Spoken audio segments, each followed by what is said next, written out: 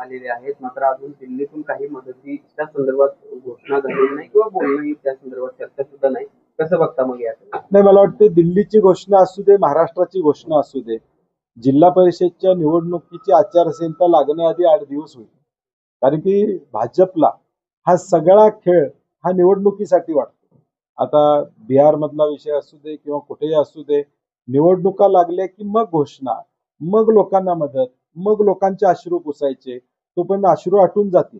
म्हणजे आता गेल्या 15 दिवसात मराठवाड्यातल्या शेतकऱ्यांची अवस्था काय, त्याला दिलासा दिला पाहिजे होता. आतापर्यंत पॅकेज जाहीर व्हायला पाहिजे होतं. किमान त्याला त्या बिचाराला वाटलं असतं की ठीक आहे, माझं नुकसान 50,000 झाले, मला 2 लाख झाले, 3 लाख झाले, किमान मला एवढे सरकारकडून मिळणार आहे ते आश्वासन. एका बाजूला ते आश्वासन नाही, दुसऱ्या बाजूला बँका कर्ज फेडायसाठी तगादा लावतात.